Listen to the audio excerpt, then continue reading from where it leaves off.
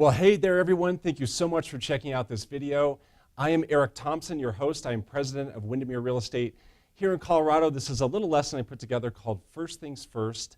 This is made for the brand new realtor. So we have a lot of new realtors joining our industry, which is really exciting. So if you're someone brand new or newer, this video is perfect for you. You're in exactly the right place. Thank you so much for watching this. First, just real quick, a little bit about our company, Windermere Real Estate, in case you don't already know. Windermere Real Estate is the largest independent real estate brokerage in the western U.S. We are located in those 11 states. We have 6,000 agents in 300 offices. Today, at the time of this recording, we have 7 offices across Colorado. We're really excited about our growth here in Colorado. All right, so that's a little bit about Windermere. Let's dive in, shall we? Let's dive in to today's lesson called First Things First. So a reality is a lot of brand new realtors, when they first are getting started in the business, they kind of have this question on their mind. They kind of have this expression on their faces, now what? Now what am I going to do? Now that I've embarked on this really exciting, amazing, fulfilling career, now what should I do? What is it that I should do very first?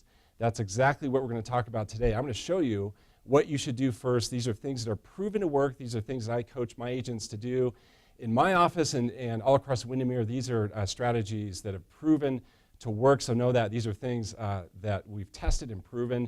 We're going to show you exactly what to do next. So you're kind of like an airplane right now. So if you're someone brand new to real estate, you are an airplane and you are on the runway and you may be dead stopped on the runway. And you know what? That's okay. Everyone starts that way, right? Every plane starts dead stopped on the runway before it ever gets into the air. We all start in the same place. So there you are, you may be dead stopped on the runway. It's time to put the throttles down.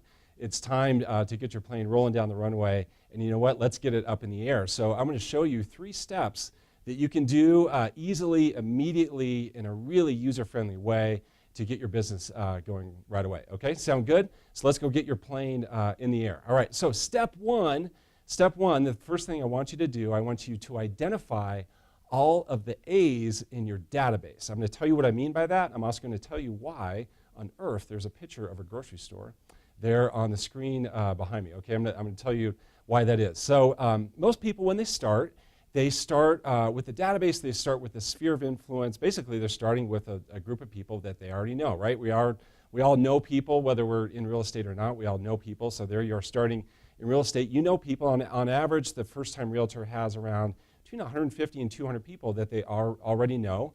I want you to get those people organized in a list, and we're going to focus on those people. And specifically, we're going to focus on those who are A's on that list. So let's make it up. Let's say it's a list of 200 people. Not everyone on that list do you have the same relationship with, right? So there are varying levels of closeness, varying levels of a relationship that you have with those 200 people. So we need to segment it out, and we're going to use ABC to do that. And we're going to start by focusing on your A's. So who's an A? How do you figure out who would be an A? This is where we use the fun metaphor of the grocery store, the fun example of going to the grocery store. Let's pretend you went to the grocery store and you ran into one of those 200 people. There someone is from across the aisle that's on your list. They're one of those 200 people. If you would go out of your way to walk down the aisle and give them a big hug or a big handshake, a big slap on the back, and if the reaction would be, oh my God, what's going on? What are you doing here? How funny is it that we're running into each other here at the grocery store? What's been happening? Tell me what's new in your life. If it's that kind of interaction, if it's that kind of feeling, then that person is an A. If the reaction would be, well, there someone is, I'll walk down the aisle, I'll shake their hand, and maybe it's a little more formal, a little more cordial, a little more reserved, but you're still going to have a nice chat with them, a nice conversation. In that case, that person is a B. If you would only just kind of simply wave to them from across the aisle, neither one of you would go out of your way to walk down the aisle to go have a conversation, to go have an interaction, then that person is a C. Again, we're going to start with your A's. What I want you to do is go through that list of your 200 people or however many people you have on that list. Go identify who the A's are. That's who we're going to start with. That's the low-hanging fruit. Those are the people who are really easy to get started with. And I'll tell you right now, you may be thinking this, what we're not going to say to them, we're not going to call them up and say, hey, do you want to buy or sell any real estate? Or, hey, do you know anyone who wants to buy or sell real estate? If you think that's where this is going, this is not where this is going. We're not going to do that. We stand against that. We don't believe in that kind of approach. We believe in a much better approach. Okay, so here's what we believe in. What I want you to do is step 2, As step 2, I want you to go reach out. I want you to engage with those people. It could be on the phone. It could be face-to-face, say, over coffee. And I want you to have a dialogue with them. I want you to tell them the really exciting news about your new career. And the words I want you to use are the words I joined. Hey, really exciting news. I want to let you know, because you're a close friend of mine. I want to let you know I've joined Windermere Real Estate, or whatever great company that you've joined. Fill in the blank there. I've joined whatever company it is. So if you joined our company, you would say, hey, great news.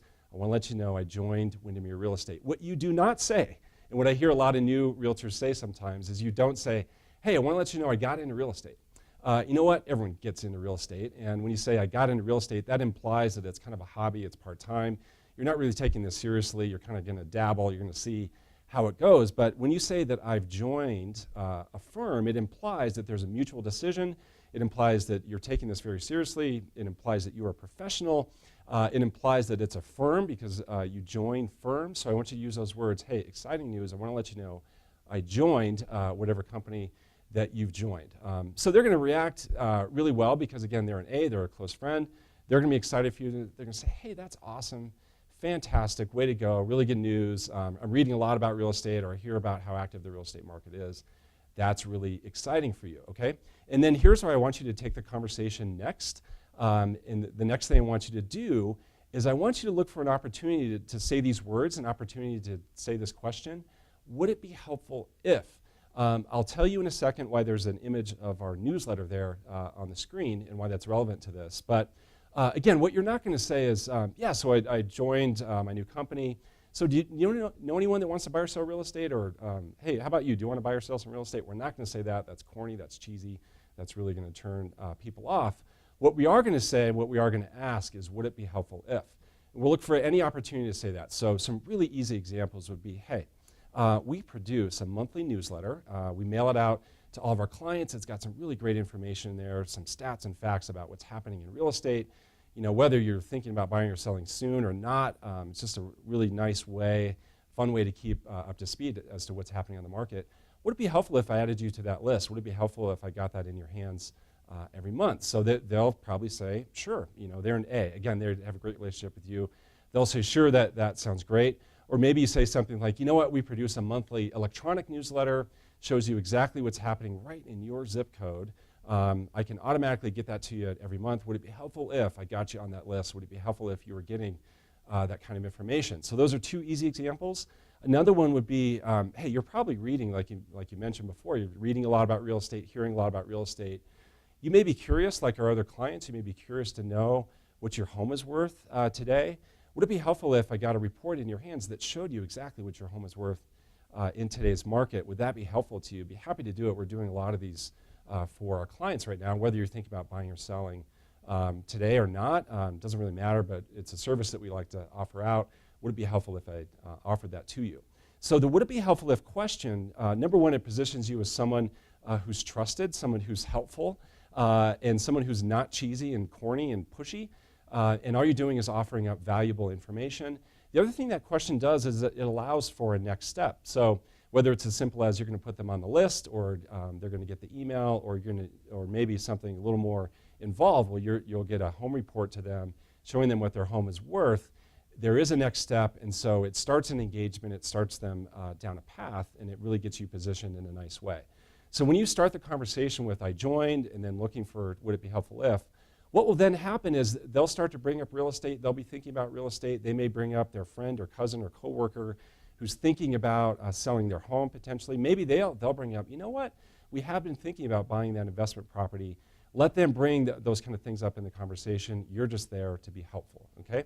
So we be helpful, which is the opposite of being cheesy. We don't believe in being cheesy. We believe in being helpful. This is how you do it, by asking this question, would it be helpful if?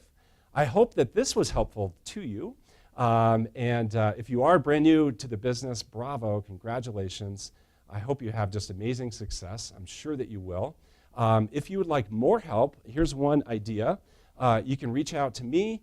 I put together this little book called The 27 Surefire Strategies to Grow Your Business. You see my email there on the screen. It's eric.thompson@windermere.com. Reach out to me. I'll get you a copy of that book in your hands. That will help you out. I hope to see you one day out and about at other Realtor events. Again, congratulations. Cheers to your success. Thank you so much for watching.